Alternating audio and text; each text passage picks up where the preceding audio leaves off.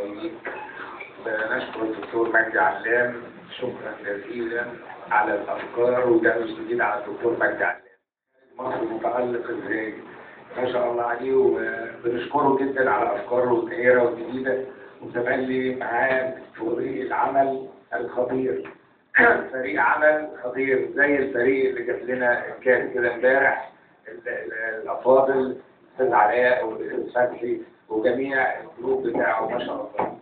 هنتكلم في عجاله سريعه عشان ما اطولش على حضراتكم بالنسبه للصالون واهدافه المنفرده. حاجه جميله، اهداف جديده، فكر جديد بيجمع ناس عندهم فكر زي ما معالي المستشار قال.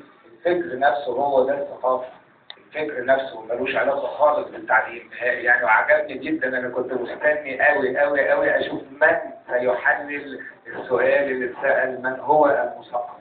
المثقف ملوش علاقه خالص بالقرايه والكتابه، الا انه بيقرا ويكتب عشان يعرف يجمع معلومات. لكن لو بيقدر يجمع معلومات ثقافيه، انا اعرف ناس بالفعل اميين ولكنهم خرافه في الكلام وخرافه في تحديد الامور، وحاجه منطلقه جدا. فبنشكر فعلا معالي المستشار في تحديد من هو المثقف، ربنا يحفظه. الحاجه الثانيه كارنيه العضويه، والذي يهدف الى الانتماء للاهداف الخاصه بالمؤتمر بتاعنا. كارنيه ده حاجه مهمه جدا بنفتخر بيها احنا، وهنفتخر بيها واحنا شايلينها، وهنفتخر ان احنا تعرفنا ببعض.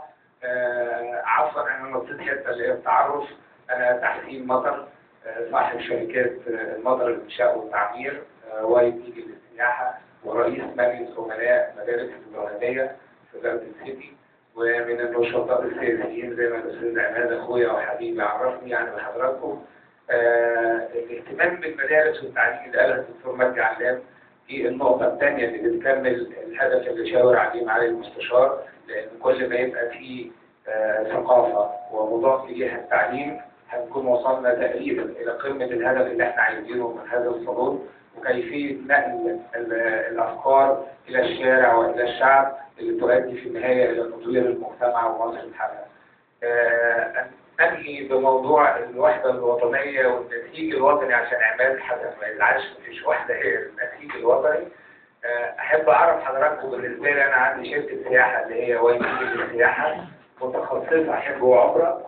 لي عظيم الشرف ان شركتي المقاولات بالمطر للإنشاء والتعمير واخده شهاده تقدير من الهيئه القبطيه الانجيليه متعلقه في مكتبي جنب شهاده الحج والعمره، الاثنين جنب بعض.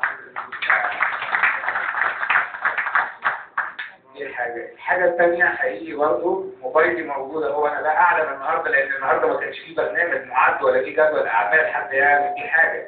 موبايلي موجود عليه مجموعه اخواتي الاخبار، أكثر من 80 واحد قبطي صحابي. في هنا جروب للأخبار، لما بيجي عيد ميلاد ولا عيد ميلاد مجيد أو أي مناسبة ببعت لهم مسج ليهم جميعا. هم كمان بيبادلوني الحب والمودة.